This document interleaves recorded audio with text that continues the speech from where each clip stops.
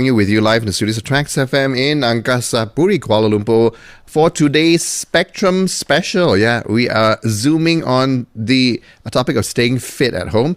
And here on the phone lines with me, yes, maintaining more than adequate social distancing, as we've done so with our interview guests all throughout the MCO period. Yeah, it's Prabhu 𝐦𝐨𝐬𝐭, otherwise fondly known as Coach Prabhu, who is a body transformation specialist, having spent the last 3 years training individuals to achieve their ideal weight for health, wellness, and also having a confident appearance. Yeah, he is an internationally certified personal trainer by the National Academy of Sports Medicine, certified nutrition coach, and also an ISN certified hypertrophy trainer.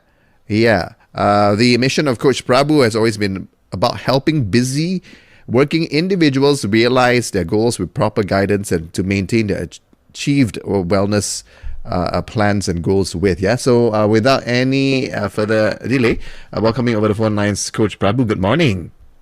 Good morning, Kong. Good morning. Hey, how are you? I'm great. Okay, so today we're zooming into a topic essentially that many of us have been in a way grappling with, we're forced to do, and all that, especially during the peak of the MCO period. Yeah, being stuck at home and all that. So fitness methods as well as staying fit over the MCO. So we'll zoom in on that. But first up, maybe just a little bit of a further introduction from yourself, Prabhu. For example, what is your regime like? How do you actually keep fit? How do you stay healthy overall? Okay, as for myself, even before the MCO, I used to ensure that it would be at least a routine of three times a week, which would be 3 days of home workouts, which I wouldn't skip for anything else. Okay. So on top of that, training at the gym would be an extra bonus for me. Wow. So this okay. has made it very, very sustainable for me throughout the years. I'd say that, yeah, it's something that once made a habit, it will be really, really sustainable. Okay, that's interesting. Let me just stop you a second there. So all this time you've actually advocated training 3 times a week. Well, most of us, have been advised to exercise 3 to 4 times per week. But from home, you've been doing that all this time. Yes, exactly. Because being caught with training sessions and all, sometimes I even miss my own workouts at the gym. So I just early in the morning at my home, at the comfort of my home, would be the most wisest choice, I'd say. Perfect. And I think it's also very practical for all of us. Yeah, even having to, obviously deal with the circumstances of the MCO and also going beyond. I think many people, would like to hear more information on how you do it, isn't it? Because you don't have to leave the house. You can still stay fit and healthy and exercise at home. Indeed. Yeah. Okay, but you were also saying that you were sharing with us some other key aspects of your life as well. Go ahead. Okay, yes. Regarding food choices, I usually ensure that if I would, my goals were to maintain my weight, I would be focusing on just having a caloric maintenance, and that of various types of foods with a lot of variety, of course. So it's rather attainable for most of us. Okay. It wouldn't cost hand over leg, but it's good on maintaining. Okay, so essentially maintain the total calories, then within that change it up. Yep, you will just need to maintain. If your goals, actually, because our goals vary between people to people, so if your goals are to maintain, you can just go on your maintenance, and with the sufficient workouts, you would definitely look good, I'd say. Okay, very practical. I like that approach. Let's talk about what we are zooming into, like working at home and working at fitness centers. Tell us more about how to, for example, maintain discipline. What sort of workouts will be suitable for different types of people and different requirements, like you were saying? Because, many people feel probably like on one aspect, very unmotivated to work out at home compared to being at a gym or fitness center where, if you're not working out properly in those places, you're either just socializing or you probably be somewhat awkward being at a gym and not working out, right? But at home, you can very easily just go like, okay, no one's watching. I can go back and watch TV now. True. Most of us are able to resonate with that. So, okay, when you work out at a fitness center, as you said it yourself, Kong, most of us are actually motivated by the environment and also by if you do have a personal trainer, of course, you have to get in the workouts. But when you are at home, the why factor lies in that. So I'd say, of course, working out at home requires a lot of motivation and a driving force, but the risk of getting lost and going off track is there, as always. So as to make sure that it's sustainable, you could start with something more simple, which it doesn't have to be a workout routine. It could be something that maybe you just input into your daily lifestyle, like a habit. Let's say waking up in the morning and doing a couple of stretches for about 10 to 15 minutes, at least 2 to 3 liters of water a day. Inputting little habits like this would actually really help a lot. Okay, so it starts with creating healthy habits. Yeah. Because you're forcing yourself off the edge, and sometimes you just tend to crash and just throw it out of the window, which we don't want to happen, right? Okay, but yes, it's true. I think you have to have a fundamental approach, mindset of being healthy, staying healthy, keeping fit also. Then only you work in the details, isn't it? Yeah. Speaking of which, what sort of easy, well, maybe easy is not the best word. What sort of convenient or practical home workouts can we do? Okay, depending on your level, but I'd say that a beginner or someone who would like to start off may actually try to see your core strength or the basic capabilities that you have by maybe just waking up from the floor by laying on your back and standing up straight. So that would be the first thing you could actually do to assess yourself. So that onwards, you could progress towards doing maybe push-ups, planks, squats, and there are different variations to toughen it up as you progress. So these are the fundamentals, actually. Push-ups, planks, and squats would actually get you all set for life, I would say. Those are the I stick to, and I tend to progress with different variations.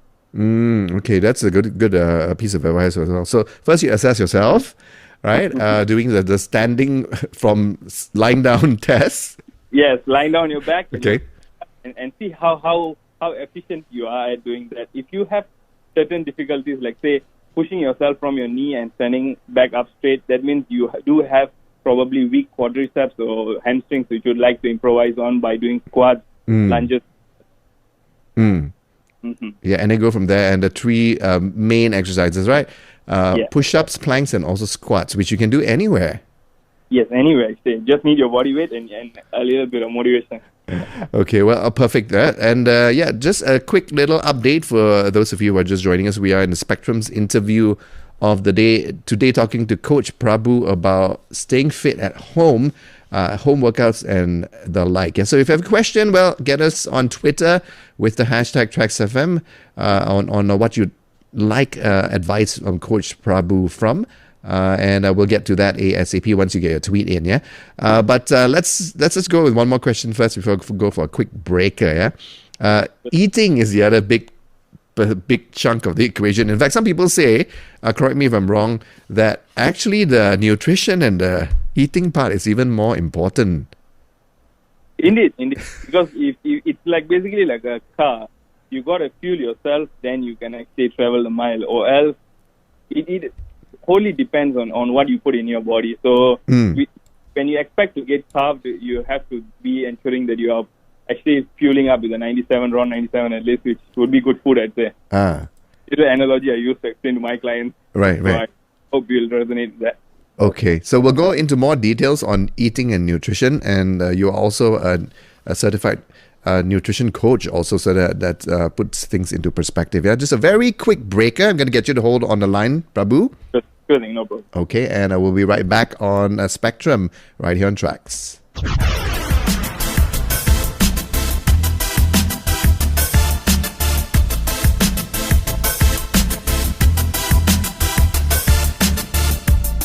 Experience the excitement right here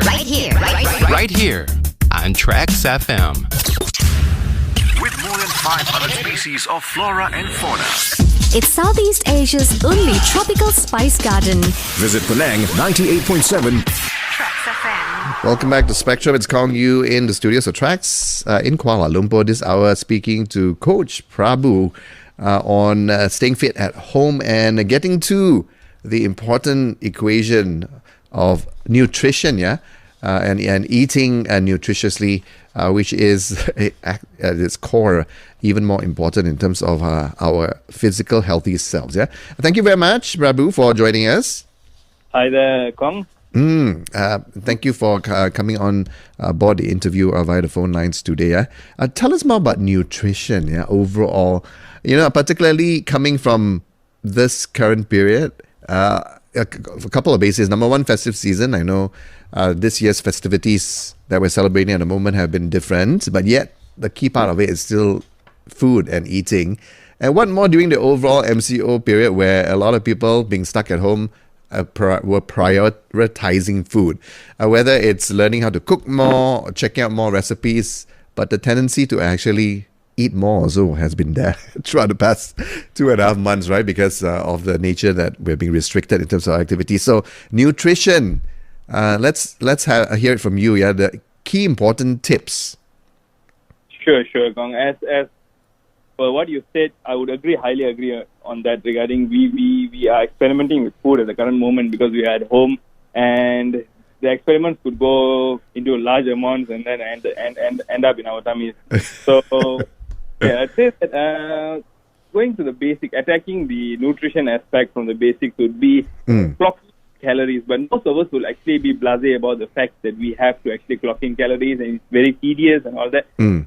But I would say that once you actually get a gist of it, you start clocking in your calories, you would actually develop a super skill, which would be actually eyeballing your calories. And you'll be able to actually guess what is what, and overall you'll be on track. So this would help a lot, and not giving less attention to the macros. Of course, your macros are rather important, because if you would really prioritize losing fat and maybe staying lean, you could give more priority to your protein intake actually. So having a higher protein intake would help you a lot. Like say, if you're having fish, chicken, or even vegan sources of protein, you could always ensure that you are prepping them with the most healthiest ways, and avoid frying and all, because we are in the age that we could actually make things so much more healthier with multiple options, such as the air fryer that exists now, which didn't exist 20 years back. It would be very helpful to actually stay on track this way.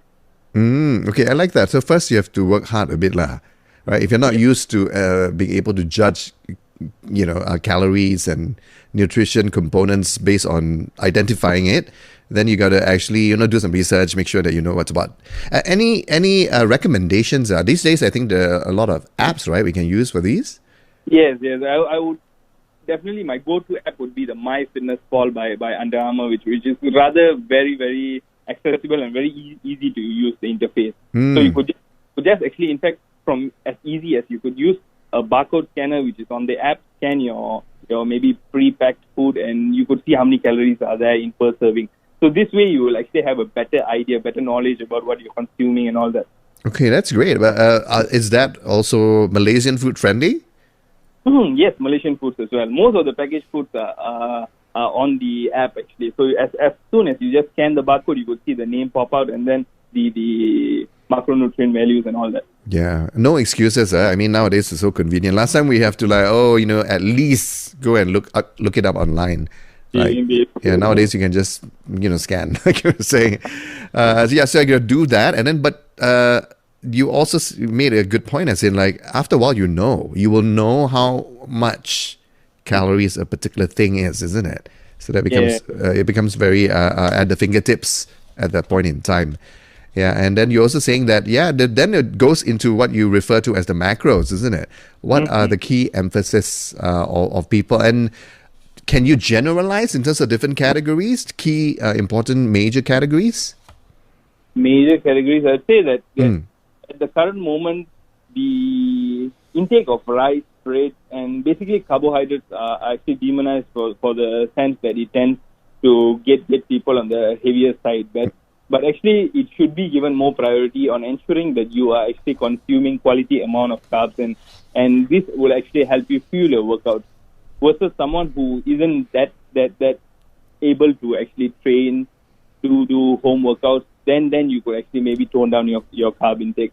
But if you are training about 3 to 4 times a week, I suggest that you need to have at least a moderate amount of carbs, like say 40% of carbs, 40% of protein, and 20% of fat. That would be my go-to. So I suggest that anyone with similar goals could use this as to a certain extent. Because if you are leading a fairly active lifestyle, I mean, in a nutshell, right, then you should have your carbs, Yeah. right? And in I would say sizable portions. I mean, as in like not too much, but you should not really worry too much about having carbs here and there. Okay. Do you think that people can be very misguided in terms of what they want to achieve these days? Or maybe they're unsure, or maybe they are just confused due to the overwhelming different types of information out there. True. Because most of us actually we do just follow like what do you call it, the info shared on social media regarding how important protein is, and hence people would go to the extent of just supplementing their meals with meal replacement protein shakes, and that could be very detrimental to your overall health. So I would suggest that most of your proteins will come from regular sources of food, whole foods, let's say, because it's much better digestible and versus a meal replacement protein shake, which isn't that wholesome compared to a whole food. That's right. I'm sure due to the additives as well. Yeah. Yeah, true. Fillers, all that.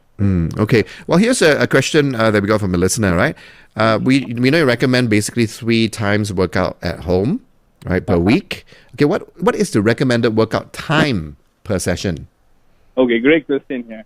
I like this question because as for myself, my personal opinion will be like, as the saying goes, eat the frog first. I tend to actually train in the morning itself. So this could actually differ between people because having quite a vast experience training people with multiple schedules, I suggest anyhow the timing that you select to work out has to fit your schedule. That way it can be made consistent. Or else just go for a particular time that is when you are most busiest during the day. It wouldn't be made sustainable. So I like that key piece of advice because I'm like you. I like to put my workouts, if I had a choice, in the morning side of things, but not everybody likes that. Not everybody is motivated by that. So better I have a more, in a way, suitable timing according to the individual. They're not working out at all. True. So as long as you can the most convenient space of time, that would be something that you will have a positive approach, a mindset towards, which you are not forcing yourself. It's not forcing it on yourself. Okay. And how long per workout would you suggest? It really depends on the person's fitness goals? Yes. The particular person's fitness goal, the capacity overall, how long he or she has been training. If a beginner, I'd say 30 to 45 minutes should be adequate. That should be maybe a HIIT, a high intensity interval training type of workout, which should be just a very, very adequate 30 to 45 minutes. You could mix that up with some strength training and all that. Okay, so for the average person, is there like an overall guide or depends on what type of workout they're doing for that day? Like you were saying? What type of workout they're doing for the particular day. But I would say that something that I would really like to add on would be you should actually keep your workouts far away from the cardio that you're doing, because unless you are someone who you're training for a long distance run or something, then you could actually tend to practice running and all that. But this should be totally separate. Maybe you could set an overall max target of hitting about 8 to 10,000 steps a day, which you can use step tracker to track that. And your workouts should actually just be within 30 to 45 minutes. Do not go more than that unless you are an advanced training phase. Yeah, that's a good advice as well, to prevent also like excessive what do you call it? Excessive torture. That's one. Then it would, the general person like like a person like me would just get demotivated, isn't it? If you're going to be over tiring yourself, yeah. Yeah. Okay. Well, great advice. Thank you so much for all your advice. You come from a very practical perspective. That's what I like about the advice that you've shared with us today. Yeah? But last but not least, many of us can sometimes give excuses not to exercise. That's one. And second, I think even worse, finding it difficult to maintain a good diet.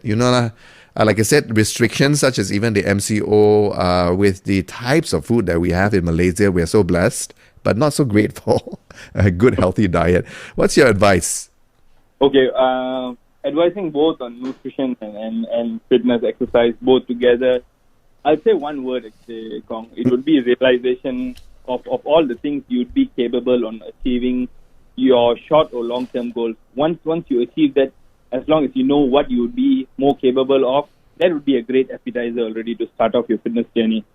And on top of that, like I told you, the small habits that you put on every week that you add on should actually make you love the journey instead of actually look at it as a traumatic approach, which many of us definitely have gone on and off the wagon, which we tend to regret of actually quitting the fitness journey. But I would say it's never too late. Once you actually add up little habits, you'll notice that your general health improves. So health is priority and then the figure, of course. Okay, good advice there. So be clear about the goal, that's one. And then after that, once you have that in the mind and you're already working towards that, it sort of drives itself from that perspective, yeah? Okay, well, thank you so much, Coach Prabhu. Most welcome, Kong. It was great talking to you, being on the show with you. Similar here, right? You take care. And once again, thanks for dispensing such valuable advice to all of us. Appreciate it, yeah? Most welcome. Thank you, Kong. Okay, take care, yeah? Okay, bye-bye. And that is a wrap to a Spectrum interview of the day. Lots more to come right here on Momentum, so stay tuned. And good morning. Keep it right here on Tracks.